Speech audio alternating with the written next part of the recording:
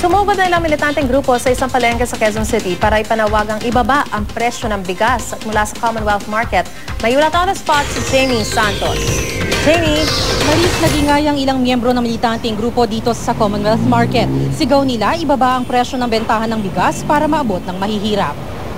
Presyo ng bigas! Ibaba! Ibaba! Maaga pa lang, nangalampag na sa mga tindahan ng bigas dito sa Commonwealth Market ang grupo ng Anak Pawis. Hiling nila sa mga nagtitinda ng bigas, ibaba ang presyo nito. Hindi na raw kasi kakayanin ng mahihirap makabili pa nito sa sobrang mahal. Pero hindi naman daw po pwede na wala nito ang hapag ng bawat pamilya. Ultimo nga daw ang pinakamurang bigas, hindi nakakayanin sa presyo nitong 27 pesos. Kaya naman sana raw, buwagin na ng gobyerno ang mga kartel sa bigas na responsable umano sa pagtataas ng presyo ng mga bigas. Kapag hindi tayo kumikibo, pinapayagan natin ang mali at hindi sila managot, meron tayong pananagutan. Kung magpapatuloy ang katiwalian, kung magkakapatuloy ang pagtaas ng presyo ng bigas, baka po kahit minsan sa isang araw, hindi tayo kumain. Inabutan naman namin si Aling Rods na bumibili ng 1 kilo ng bigas ng NFA. Ito lang daw kasi ang kasya sa kanyang budget. Pangangalakal ang trabaho niya. Kaya ang kakarampot na kita, pilit na lang daw nilang pagkakasyahin. Kung ano-anong diskarte ng araw ang kanyang ginagawa mapagkasya lang sa kanilang 7 magkakaanak ang bigas. Kung minsan nga po na talagang kapos na kapos, ang ginagawa namin, hinahati pa po namin siya para po lugawin na para umabot pa hanggang gabi. Sa Kamuning Market, 2 araw na raw walang pagbabago sa presyo ng bigas pero nananatili itong mataas. Mataas daw kasi ang presyo sa kanilang kinukuhanan kaya wala daw silang magagawa kundi ipasa ito sa mga mamimili. Meron naman makukuha, may bigas naman na makukuha. Yun nga lang, mataas. Ang presyo ng bigas na R64 mula 32, nasa 37 pesos na ito ngayon. Ang sinandoming naman na 38 pesos na ngayon na dati 33 pesos lang. Sa Denorado, pumapalo ng 40 to 42 pesos kada kilo ang bentahan. Siniguro naman ng National Food Authority o NFA na walang dapat ipag-alala dahil sapat ang bigas sa bansa. Sa ngayon daw, patuloy ang ginagawa nilang investigasyon para matunto ng nasa likod nito. Maris, umaasa ang NFA na babalik sa normal ang bentahan ng bigas sa mga susunod na buwan. At ngayon nga, Maris, kasama natin dito sa Commonwealth Market si Mr. Rez Estoveres, ang spokesperson ng National Food Authority para sagutin ang ilan sa inyong mga katanungan dito sa studio. Maris? Maraming salamat, Jamie. Magandang tanghali po, Ginoong Estoveres. Si Maris Umali po ito. Magandang tanghali, Maris, at sa ating mga taga-subaybay at taga-panood po. Sir, matanong ko lang po, no, sa issue po ng hoarding, kasi ito yung pinaka-mainit na tinuturong dahilan kung bakit daw nagtaas bigla ng presyo maliban dun sa mga iba pang mga dahilan. Ano? Sino po ba ang nasa likod nito? Siguro, klaruhin ko muna, Maris, yung NFA na bigas na 32 pesos at saka 27 ay sa pamilyang bayan po natin yan. Yung mga nagsasabi po na may nagmanipula at nag-hoard, pinuntahan po namin yung Intercity at meron naman po silang bigas. Ang tinutuntun natin ngayon, yung wala po doon sa lugar ng Intercity o Bukawi, yung mga bodega na may mga lamang bigas daw, na kailangan po naman ay buwagin. Ayon po sa mga kasama doon natin sa Anak Pawis po. Okay, so may katotohanan po ba talaga itong sinasabing rice hoarding base sa inyong pag-iimbestiga?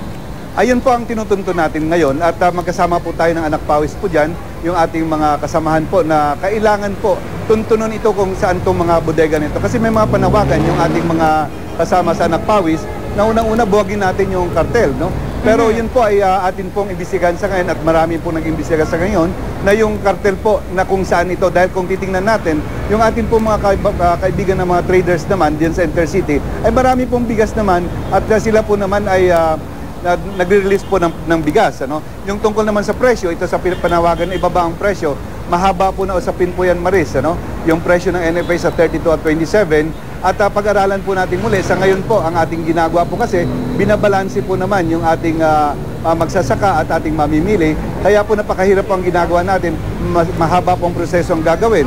Doon sa mga magsasaka po naman, magkaisa po tayo na dapat wala pong importasyon. Yan po ang punto naman ni Secretary Alcala at Administrator Calayan na yung Food Self-Sufficiency Program ay pagtuunan natin ng pansin. At doon naman sa mga karapatan ng ating mga kababayan na magpapahayag ng kanang sa damdamin, magkaisa po tayo dyan. At yun po, demokrasyang bansa tayo at pabayaan po natin silang magpahayag ng kanilang kasalubin po. Okay, so Ginoong Estoveres, gaano katagal aabutin yung investigasyon nyo? Kasi medyo marami-rami na po yung kumbaga naapektuhan itong pagtataas ng presyo. Ang itinuturong dahilan dahil nga sa rice hoarding. Naiintindihan naman po namin that it will take a while for you to investigate this incident.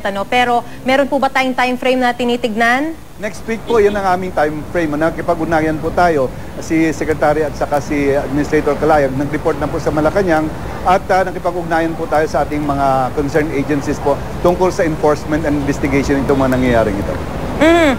Ginong Este Perez, ito, sinasabi rin po kasi ng ilang mga nagtitinda ng bigas na sa ngayon po ay nasa panahon na ng pag-aani. So, at the end of the month, inaasahan na rin po natin na mas marami na pong bigas.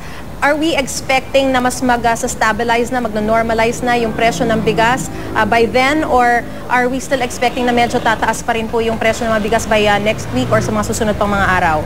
Patapos na po yung ating lean months at nag-umpisa na po yung ani. Kaso lang, ang puhunan po ng ating mga mamimili naman ng palay at gigiling po na tumataas din yung puhunan. So ang release po nila ay mahal. In-expect natin maris na pagdating po ng katapusan ng buwang ito at onwards po hanggang October. Ito yung inaasahan natin na malaki yung harvest natin dahil ito yung main harvest po natin. Maris, magno-normalize po naman yan ayon sa ating mga kasama po doon sa Intercity. Magno-normalize yan, bumababa na po ang presyo ngayon ng palay at ang mas maganda kung mataas po yung presyo ng palay. Matutulungan natin ating mga magsasaka. Ang problema po naman, yung ating mga consumers din po nagreklamo. So binabalansi po natin yan. Alright, yung investigasyon nyo lang po tungkol doon sa mga hinahaluan daw ng NFA rice, yung mga commercial rice. Meron na po bang resulta yan?